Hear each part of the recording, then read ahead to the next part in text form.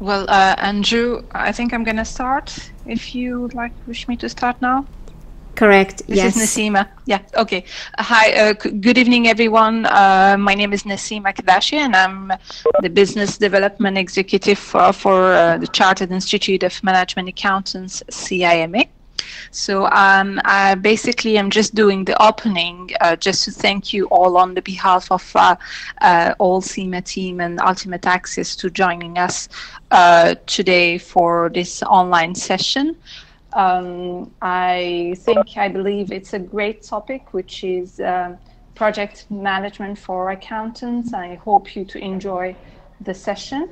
Our speaker of tonight will be Andrew Lewis, who is our training partner from Ultimate Access.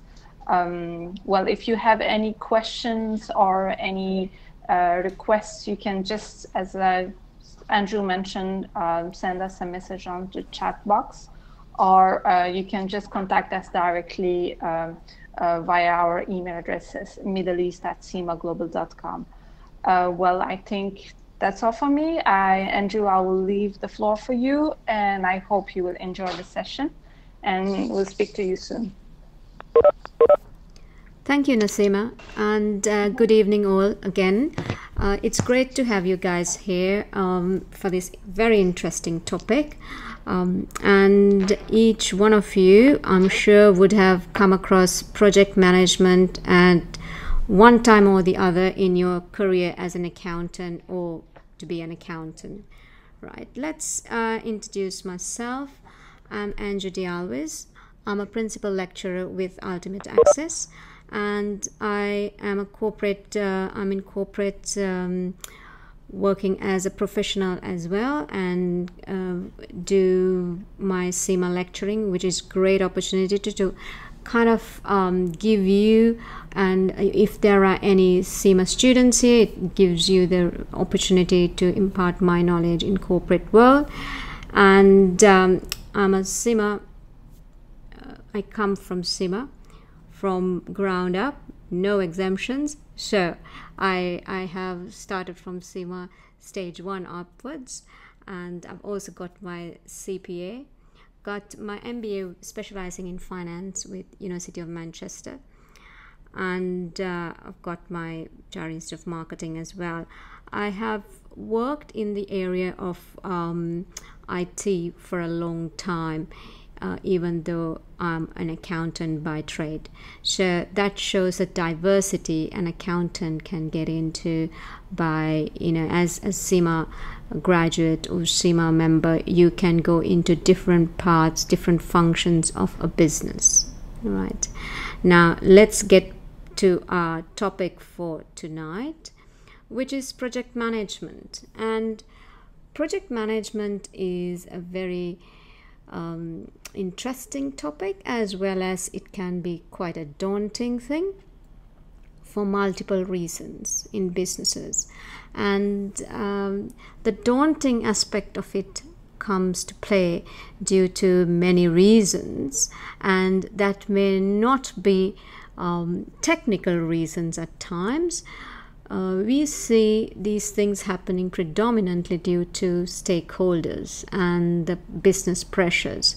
Again, I will emphasize quite a lot on the business ethics, or the ethics we as accountants have to follow. And CIMA is very strict on these ethics and how we follow these as well.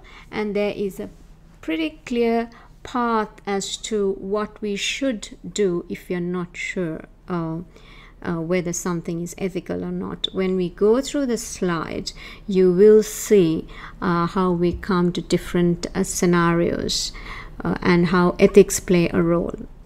Now, one of the first things is identifying a project, right?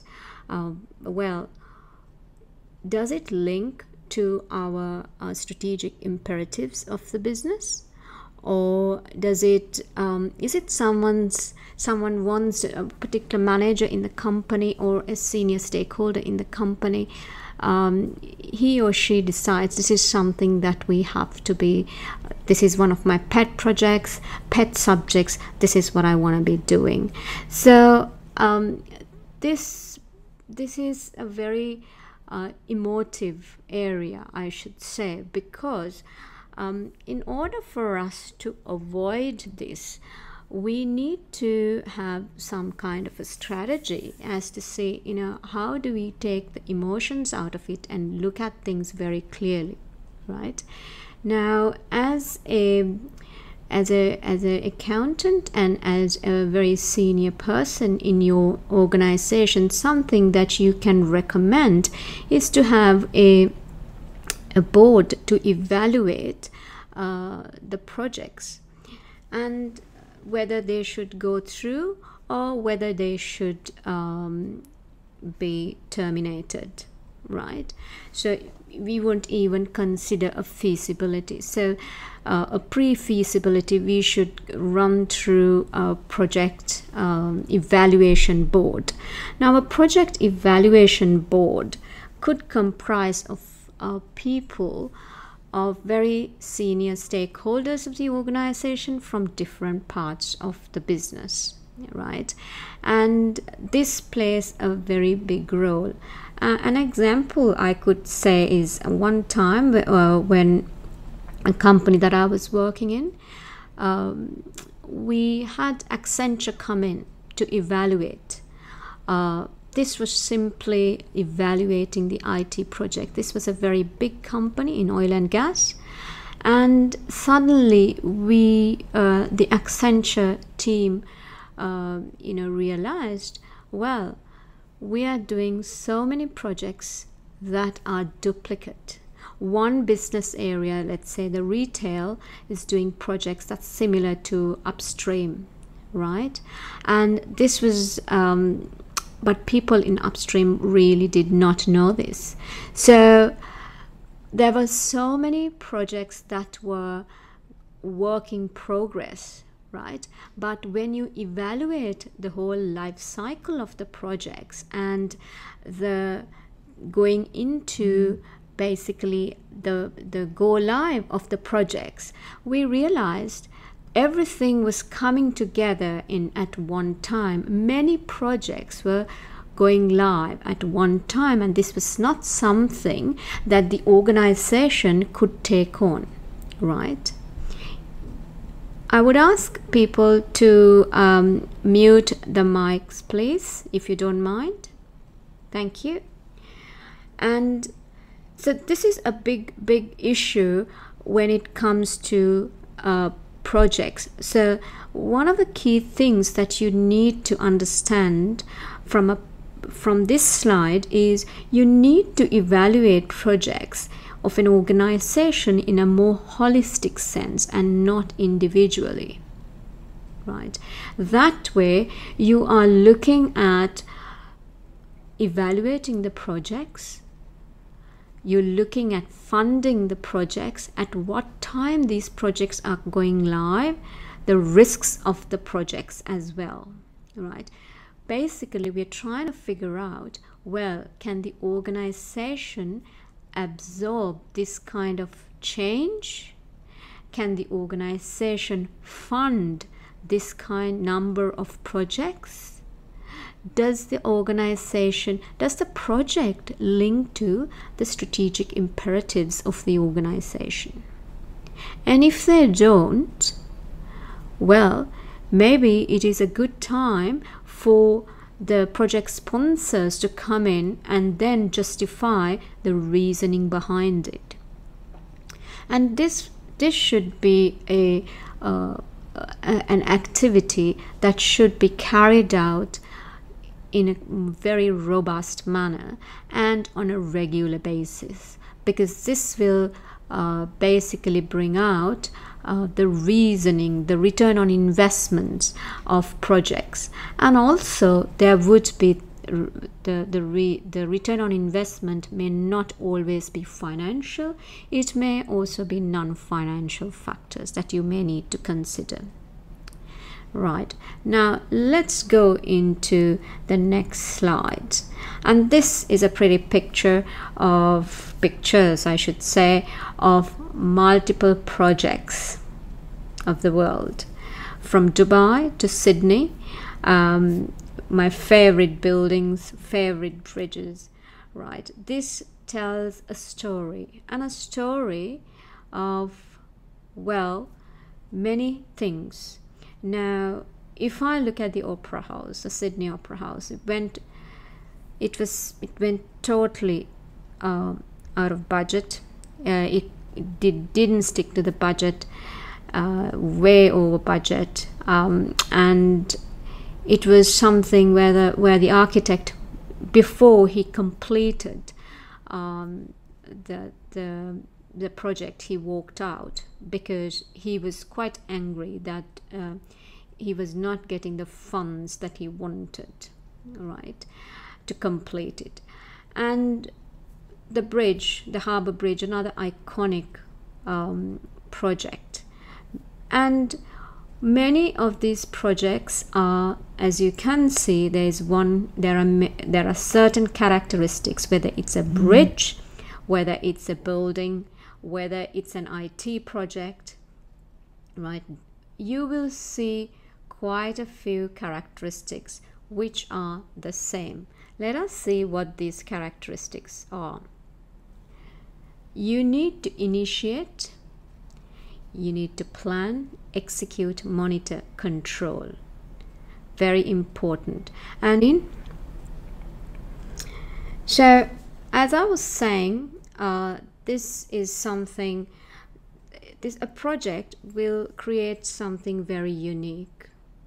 And it's not an operational activity.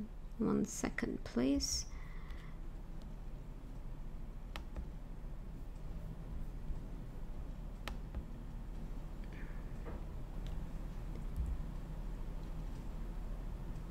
So I think you guys can see the screen now.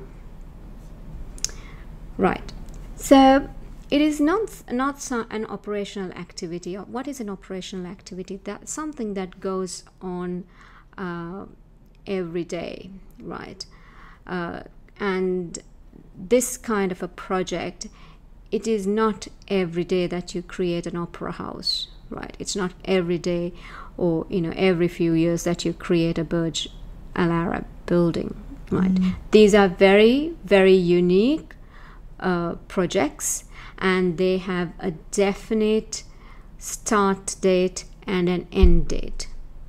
Yeah, so these 5 areas become extremely important, and each step of the way we need to see how we are going to manage and monitor, communicate across the board. Yeah. So how would we identify if it is a good project, or is it something that we should go ahead with? This is subsequent to looking at a particular project and stating, well, this has merit, it is linked to the strategic imperatives of the organization. But then again, we have to look at the technical feasibility.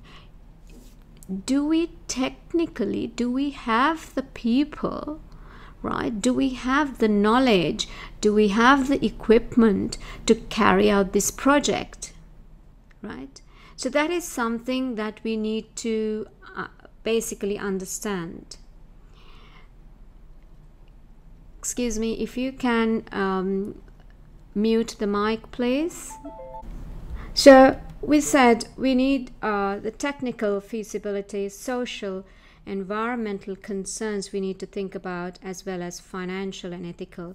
Now technical, we just said, well, it is one thing to start a project and think it is linked to the it is linked to your strategic imperatives, but certainly it may not you may not have the technical feasibility. Here again, I can give you an example where I was a project manager for a company, and this company was starting up in a country, in an African country, which they were implementing this particular IT project, and I was project manager for an ERP implementation.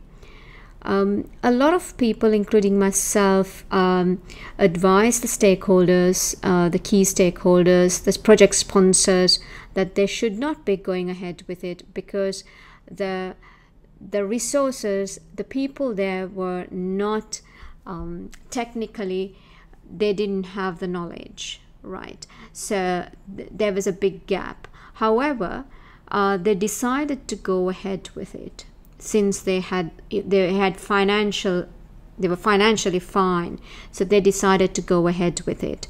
And this caused a lot of problems later on, even though the project was implemented on time, but there was issues concerning it because the people there could not take it on, right? The project, the people who were going to go into the operations could not take it on. Now, when it comes to environmental concerns, any particular project, we need to consider the environmental aspects, especially if you're going into something like oil and gas, or going into building of a particular a building, right? Depending what the building is for, right? There were projects where in certain countries there was foreign direct investment for building casinos. Now, it was financially, it made sense. The financier was there, he was willing to back it, right? But then there were pressure groups from the country where they said no, they do not want to be associated with this type of activity, and therefore the whole construction of this project was taken out completely. It was terminated, right? So these are concerns, and you need to consider all this prior to launching a project. And what part do you play as a senior management accountant, as a finance person? What part do you play in this whole area? It is your duty to evaluate the project, not only the current aspects, not only the finance aspects, but also the environmental aspects of it, and also look at, well, potentially how it's going to impact the stakeholders, shareholders, right? We should not consider just here and now, or from the time the project finishes, it's going to be all right. Like, project will end in 3 years. No, that's not it. Sometimes a project may start off just now, end in 5 years, but the project itself may be terminated. The requirement may not be there. It might be obsolete, right? So you should have been thinking about it now and raise the red flags, saying, well, this is something to be concerned about. This is something you need to look into, especially when it comes to technology projects. Obsolescence is very high. Okay. Ethical feasibility. Ethics play a predominant role in our projects and everyday life, but projects more so, because you're investing heavily, as well as then you have to look at who are we impacting, right? In what way? At times, financially, it will be a good thing to do, but then you need to consider the other side of it from an ethical perspective. It may not be so. Then it's a dilemma. Ethic issues are always a dilemma. So you need to consider how you will manage it, right? Now, This is a great model that we use in CIMA case studies. All our 3 case studies, I recommend the students to use this when they evaluate a project. We look at the suitability, feasibility, acceptability, and sustainability. And all what we spoke about just now is done in a more structured fashion. Now, using this model, you can very nicely link it to a report for a project, and you can include this, and these 4 areas would contain as headings of this report, right? And I think by going through this model and exploring it thoroughly, you can look at and evaluate any project, and you can give a very good recommendation. So not only for exams, but also in your day-to-day life and work, I suggest and I recommend this model, which is a fantastic model to use. And another model that we need to look at is the stakeholder analysis model, right? This is, I cannot explain how important this model, and we overlook it quite often. We need to use it for many things. We need to use it for lobbying, for communication, for change management, right? All of these things we need to use this model. And the stakeholder analysis, maybe it'll change from one project to another. So just because you have one project and you do one stakeholder analysis, the analysis of that project will greatly differ from another one that you're going to be starting. I hope you understand that, because the key stakeholders you need to identify, because these are the guys you need to communicate constantly. You need to, if there is some changes that you're expecting and you want these changes to be implemented, and you want these key stakeholders to be the champions, well, the change champions, this is a good way to start identifying them. And basically, meeting the needs of the stakeholder is important, right? So certain stakeholder groups, if the influence is high, but they're not all that interested, they're not that keen, then we are looking at meeting their needs. And this quadrant, the keeping informed, where the influence is also low, the interest is also low, then we will keep them informed. And if the influence of the stakeholder is low but interest is very high, then we will go on involving them as needed, right? And this might be related to, let's say, when it comes to communities, right? Now you might think, well, you know what, this is individual people, so they are not able to overturn something that some of the big government bodies have decided, or they are supporting us, they are our key stakeholder. Guess what, the community as a group, if they get together, they are in a position to really overturn decisions, and they can actually stop operations of companies as well. I've seen this happen again in Australia, where Woolworths tried to go into a particular region, particular suburb. Woolworths is a supermarket. They wanted to go into this particular suburb, but they had all the approvals from the council, they had approvals from everybody, all the government authorities, so they had to just go and construct. They had the money too. Well, guess what? All the community got together and they were against this Woolworths coming in and opening a supermarket, because they had their own small boutiques, the small shops, and the weekend markets that was happening, the growers that were coming in and selling, right?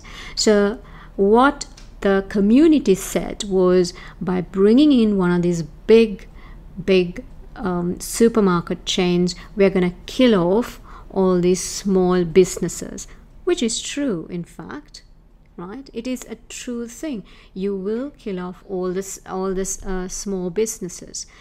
Therefore, the community got together, not that the whole community was farmers, they got together and stopped Woolworths from starting a supermarket.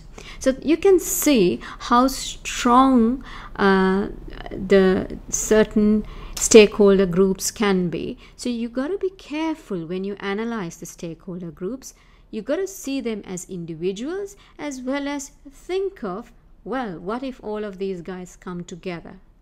How can that change us? So it's important to include them, provide them communication as and when required, right? And this should be part of your project plan. I see a lot of this in the Middle East, that the project plans do not include change management as a line item. That part of it is not funded. I think that's something that we should explore, and we should actually invest in and look at how we can bring about some improvement into this area of change management. Right. The next one, we talk about ethics and projects. Right. Now, ethics and projects do play a big role. Because why do I say a big role? A lot of projects will have certain pressures attached to it. Certain pressures as in political, office politics, or even political as in government, right? So there are certain things which you as an individual, if you look at it and you need to bring about and highlight certain ethical issues, it is important that you do that. Therefore, it is best that when you start, before you start even a project, that you have that you structure some kind of a mechanism, a process, so that people can come and bring about their concerns, right? They need to, because you may not see the ethical or unethical side of it, but someone else may see it, but they do not know how to communicate this. So it's important that you create a process as to how this communication is done. So similar to that of your change management, that you have a process, this is also a very important thing that you need to consider and build a process, right? Because this will form part of your risk too. Risk to the project, risk to the company, right? And of course, you as a professional body, part of a professional body, need to ensure that always ethics are in the forefront. Now, of course, we just now spoke about the risk management. What does risk, again, across all the projects, different types of projects, whether it's IT, construction, building a bridge, building a tower, you need to have a very good understanding of risks and how to manage these risks, right? It involves looking at the whole project and then identifying the risks, right? You need to have a risk register. This is something very important. Not an Excel, by the way, but there are very good systems that you can use specifically for this. A risk register. And people are able, again, it is a process where people are able to record the risks, right?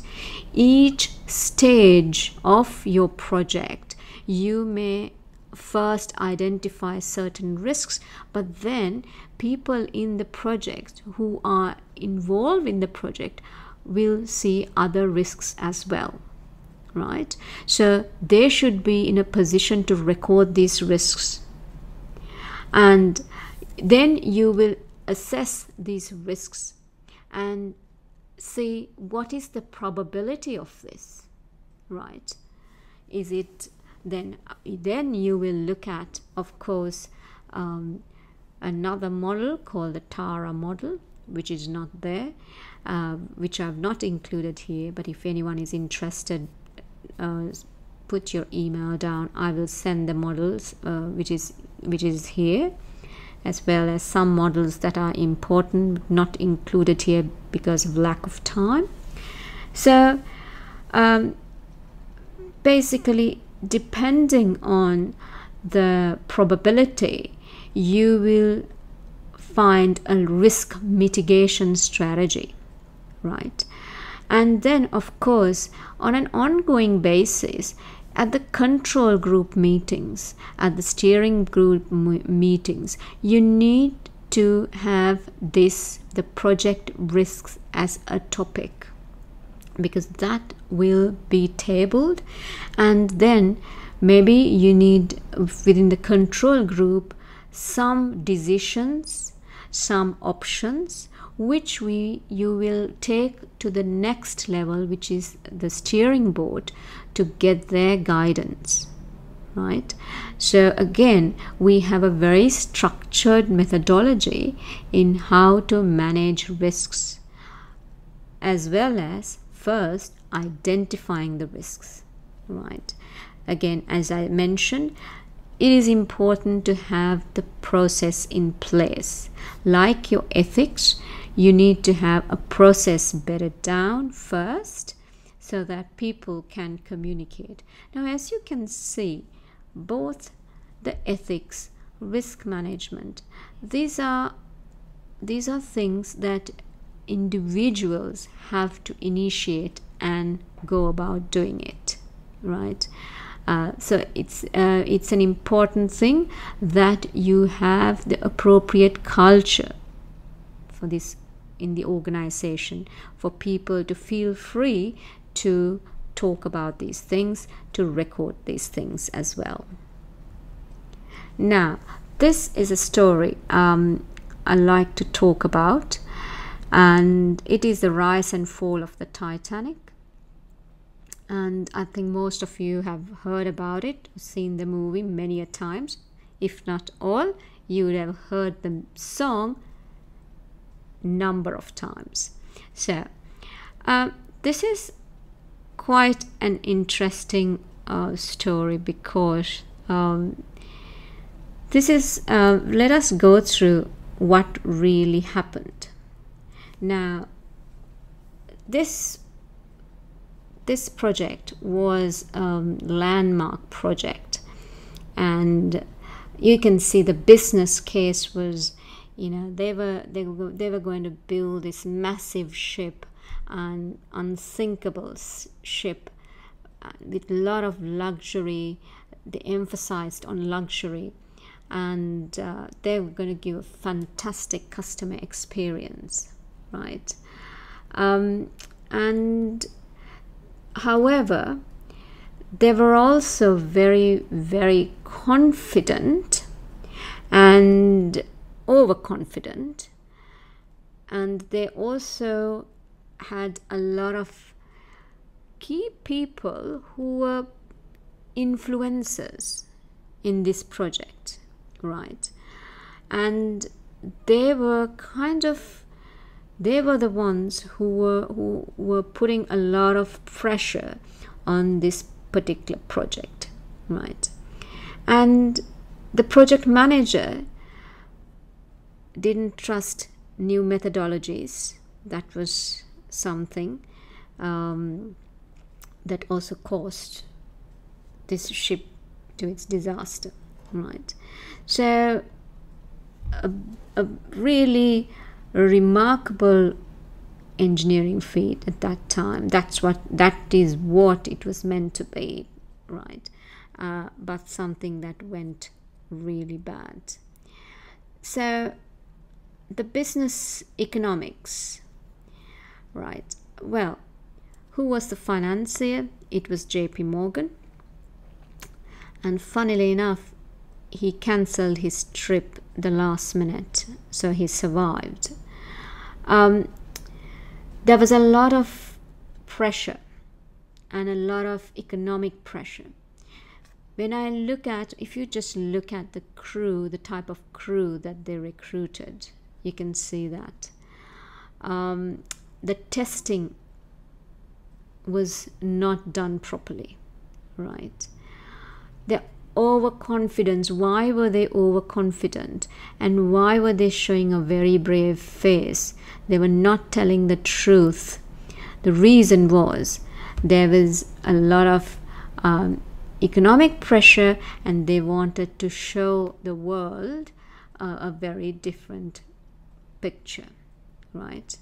And if you look at the third point where it's saying 16 versus 48 lifeboats, so that the first class view can be uninterrupted, right? So there were many things that were compromised in the making of the Titanic, even, right? As it stated, under quality material, right? And if you analyze this whole thing, what went wrong? Actually, many things, right? Too ambitious. So reality was something, actual, what was happening on the ground was something completely different, right? Marketing and sales not in line with the rest of the team. I think you can actually compare this to what is happening even currently if you compare it with certain projects that went south. If you've ever experienced, you would see the same kind of analysis coming through. Have we tested the worst case scenario? So worst case scenario not tested, not looked at due to a lot of political pressure, and because they were so overconfident. Design was compromised again because of money, time factors, right? And when they looked at the implementation, well, this was not going as per scheduled. It was taking much longer. But what they did was they crashed the schedule, bring it, the dates were much compressed, and also used inferior material, right? And when it comes to testing, well, hardly any testing was done, right? And because this type of ship was never used before, they didn't know how this ship was going to behave, actually. So this testing not being done was a big issue. Because of pressures, even some safety drills were not performed properly, right? So deployment, how did you deploy? Without testing, mistrust of new technology. And disaster recovery, how would you recover if something had to happen? Well, they didn't look at it either, right? So again, overconfidence, arrogance, and basically they were praying nothing is going to happen, right? Because there were other pressures that were far beyond, those other pressures were too big. So the project team basically crumpled among when they kind of looked at those other pressures, and there were very strong stakeholders or project sponsors that were emphasizing that they should go ahead with this project, but compromising many things, right? Now, if you were in the project team, think of it, what would you have done, right? This is where that ethics will play a predominant role. I mean, you know what happened with Titanic, the many people that lost their lives, right? So is it something, is it an accident? Don't think so. Because when you look at all these things, when you look at the analysis, you can see that they have compromised on so many areas, right? So what are the summaries of the issues that we have to talk about? It's about safety, elevation of expectations, right?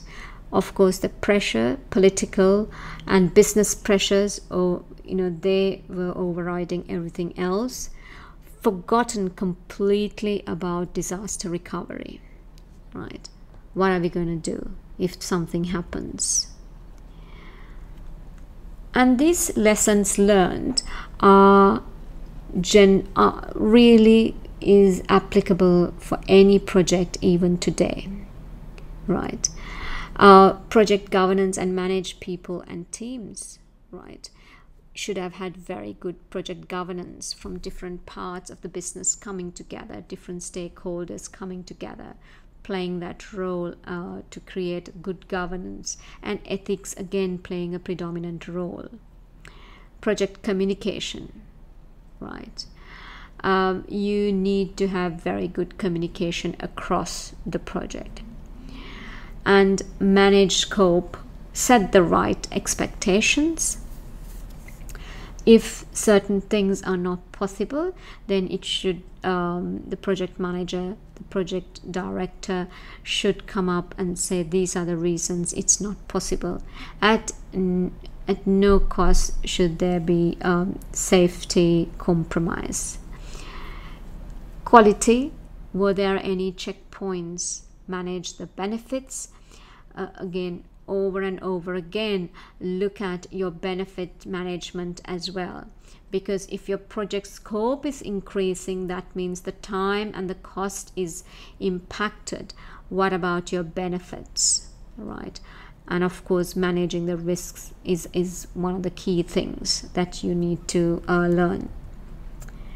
So this ends today's session, but I think it is applicable even today, right? Or what I have mentioned.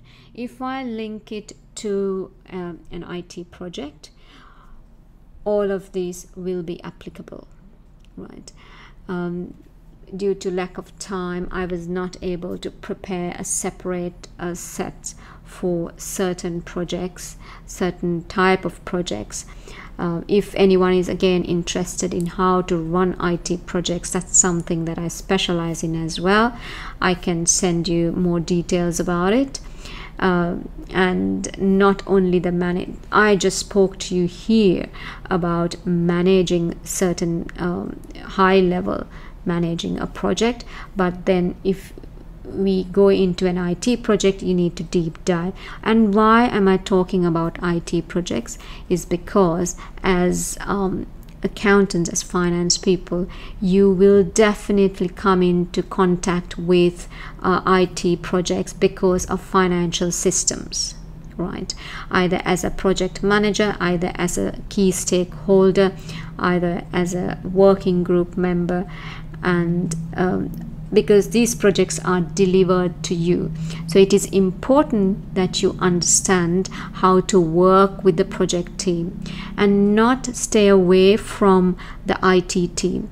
One of the things I have seen across the world is a lot of the time the finance people run away from project activities because they say, well, it is the IT guy's job. But remember, the project is delivered to you if it's financial systems, because you will be working with those applications. So it is important that you get incorporated into this project, get involved, and basically understand what the IT people require so that they can deliver a good product to you. Right, so that comes to the end of our session, and I'm going to switch back to Nasima. Nasima, are you there? Nasima or Lynn, are you guys there? I think you are. So let me go to the next slide, which talks about our sessions that we planned. CIMA has planned these sessions, so please do attend. 14th of July, the orientation session. It is recommended for you guys to join this. And 18th of July, we have another webinar. Most probably Microsoft will be there, representatives from Microsoft will be there. Power BI is a fantastic tool that as accountants you can use. If you have Office 365, Power BI is already there, so it's something that you can use. They will show us how to use it more effectively for your analytics. Then we go into August. Another quite an interesting topic about blue ocean strategy. If you guys have read the book or got articles about blue ocean strategy, we will go through some case studies of blue ocean strategy. And if you guys want to even send me some details or examples of blue ocean strategy that you've seen, that'll be great. Or if you think, okay, this is the industry that you're working in, and how can you apply the blue ocean strategy here? That's also an interesting one, and we will discuss that. And the convocation happens in the first quarter of 2017 to congratulate all top achievers who have completed a level and are new members up to end of 2016. So I guess we've got quite a packed year ahead, and hope to catch up with you guys then. And I'm opening it and up. Anju, just sorry, one second, Anju. Geetu Ahuja here. I just wanted to add a couple of comments before we conclude for the evening. I think there were some fantastic points made by you about how change management is an integral part in businesses today. Just to put it into a common man scenario, if we were to fly to another destination, we need to take a flight. We do not even think twice about the pilot who's actually flying the plane.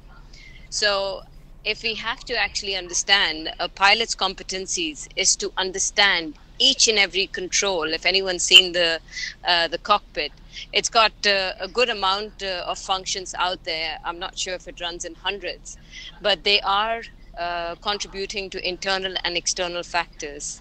So their competencies are well versed to deal with those, as well understand the weather conditions, how to deal with the control tower.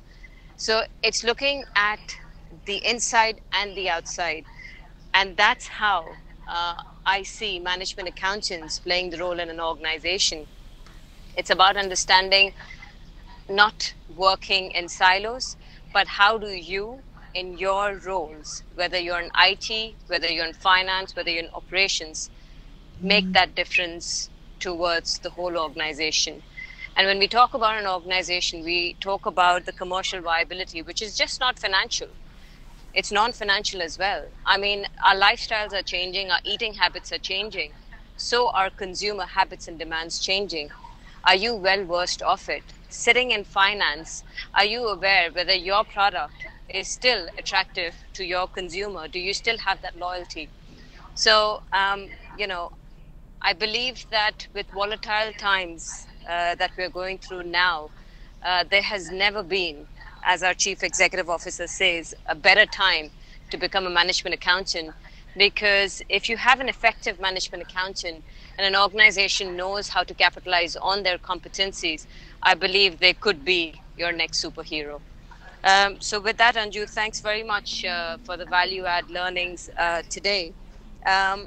Whilst we conclude the session today, I know Anju spoke about our convocation, which I believe is another fantastic moment to push yourself to get those balance papers off and make sure you qualify with this in this year. At least if you're not able to become a member, or if perhaps you think a top achiever is a bit of a far fetch, which sometimes I think, you know, you could be surprised with yourself. At least try and complete your CIMA respective levels that you currently are on, because getting a certification is pride, but the competencies take you further towards higher progression in terms of performance, in terms of recognition. So with that, I'm going to probably call this session a night. I understand we're almost closing for the hour. If anyone's got any feedback or questions, I would recommend if you could email it back to Lynn, or perhaps to the Ultimate Access details that are being given on the slide right now. And we'd be happy to address those. Of course, the recording of the session will be available to those who may have missed out on certain bits or would like to forward this to certain other colleagues. But with that, I'd like to wish you a very good evening. And thanks, Anju, once again. Thank you, everyone. Thanks for your time and have a good evening.